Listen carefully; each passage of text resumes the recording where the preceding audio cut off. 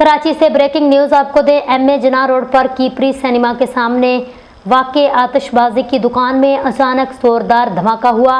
धमाके की आवाज़ से इंतहाई शिद्दत के साथ दूर दूर तक और शहरी खौफजदा हो गए। इलाका भी लर्ज उठा।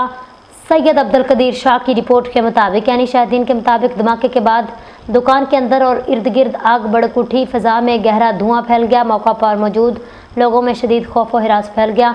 कई अफराद अपनी जान बचाने के लिए दौड़ते नजर आए। इतला मिलते ही पुलिस, रेंजर और रेस्क्यू टीमें जाए वकुआ पर पहुंच गई। इलाके को घेरे में ले लिया। फायर ब्रिगेड की गाड़ियां भी तलब कर ली गईं ताकि मुमकिन आग पर काबू पाया जा सके।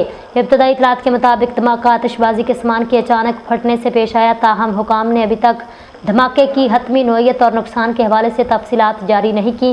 रेस्क्यू ज़राए का कहना है वाक़े में जानी और माली नुकसान के खदशात को नज़रअंदाज नहीं किया जा सकता। सिक्योरिटी इदारों ने तहकीकात शुरू कर दी हैं, जबकि ज़ख्मियों को फौरी तौर पर अस्पताल मुंतकिल करने के इंतजामात किए जा रहे हैं। मज़ीद तफसीलात आने पर हम आपको आगाह करते रहेंगे।